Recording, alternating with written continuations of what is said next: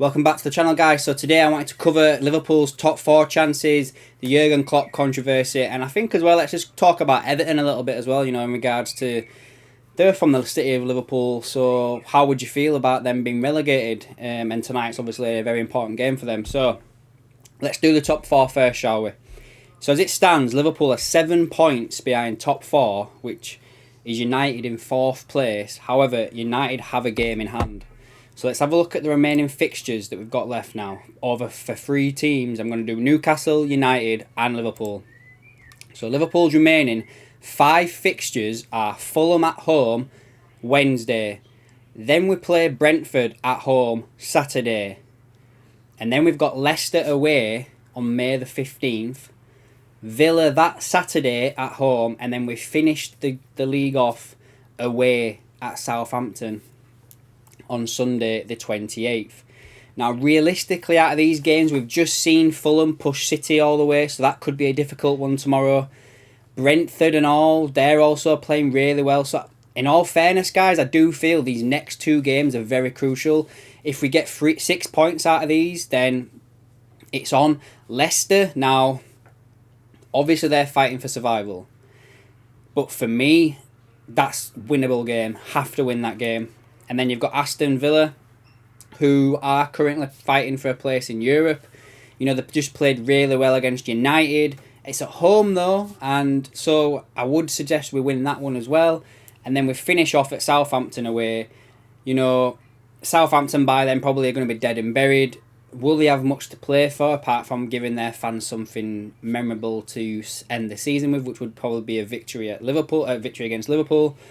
But at the same time, if we go into that last game of the season knowing if we win, we've got top four, I reckon we'd do it, guys. I really do.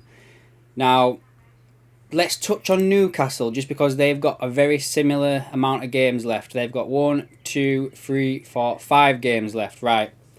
Their next game is Arsenal at home. Massive game for both teams. Newcastle to solidify their place in the top four. Arsenal to keep up that title challenge. Potentially a bit of a banana skin there for Newcastle. Could be one for Arsenal as well. If Arsenal lose that, you're probably going to say that City have won the league, even though I probably think they already have, basically with a game in hand. Then we're up to the Saturday, where they play Leeds away. Leeds again, probably going to be dead and buried. But they are fighting as well. But with the way they've been playing lately, I can't see anything other than a Newcastle victory.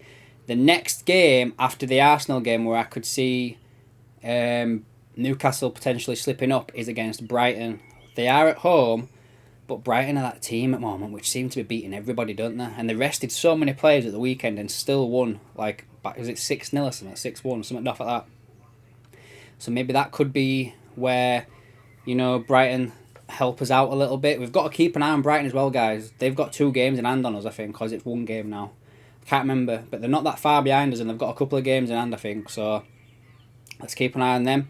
Then they play Leicester, second to last game of the season. Leicester, by then, could either be dead and buried or could still be fighting for survival. It's at home at St James's Park, so again, you would say that Newcastle could win that, but you never know with Leicester's situation at that point. And then they finish off the league at Chelsea away. Now, I can't see Chelsea winning that game. I can't see Chelsea winning a game for the rest of the season, if I'm being honest with you. And if they'd not sacked Thomas Tuchel when they did, and they didn't come into this season at all, I could potentially see if Chelsea being in the relegation battle. I really could. So I'd probably say Newcastle will end the season with a victory there. So the only couple of games I think they could lose is Arsenal and then Brighton. And that would not be enough for Liverpool to get into the top 4, guys. It would not be enough if that were to happen. We'd need them to slip up elsewhere as well. So then we go to United, who have 6 games left. They've got a game in hand, guys. So they play this week against Brighton. Again, I'm mentioning Brighton. They could be the team that help out Liverpool so much, which goes a long way in saying that there's a couple of Brighton players that Liverpool are looking at, and they could potentially be at Liverpool next season. So one to watch is that Brighton, United away. So I can see that being a draw, if I'm being honest, guys. Next up, they've got West Ham away.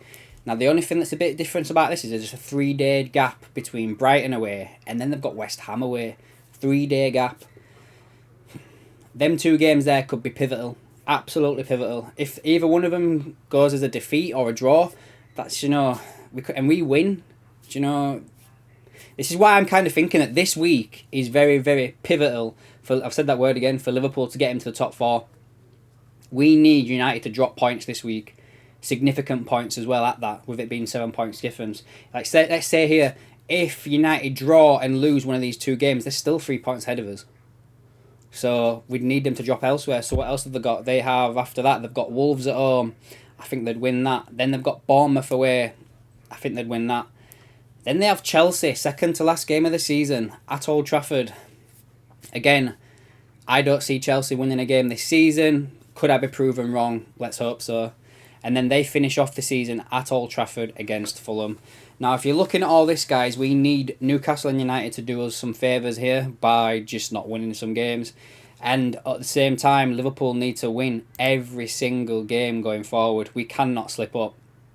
And the only one that I could potentially see us slipping up at is Villa. But at the same time, as I've said, we do have Fulham and Brentford this week. So, I don't know, guys. It's not over with, but we do need a lot of luck on our side for it to get anywhere near us getting into that top 4. Now, the Jurgen Klopp controversy with Paul Tierney. I don't think Klopp should have gone over to the 4th official. I don't think he should have done that.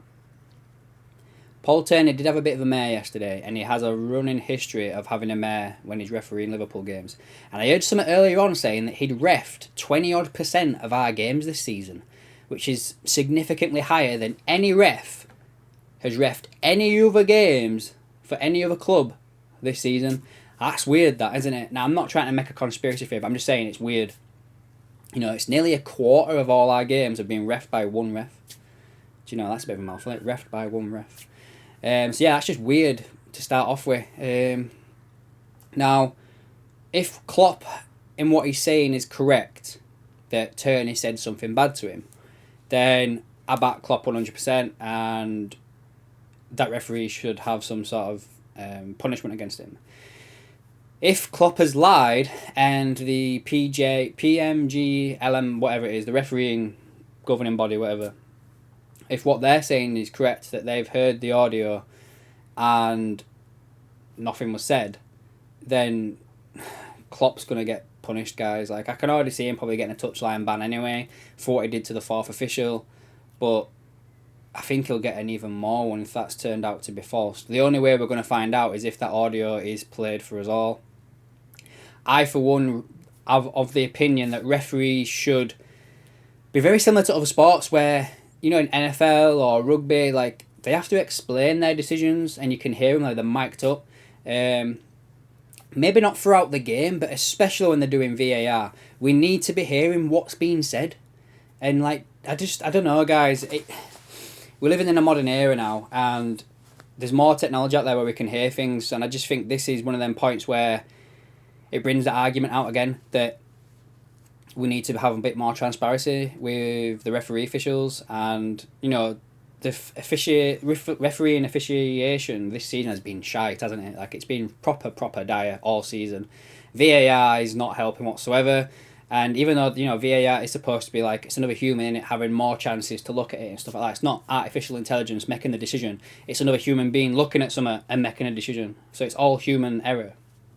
But yeah, there's something needs to come in, something like where we can, either the refs are mic'd up or we hear communication with them and the VAR referee, just so we've got a bit more transparency, I think.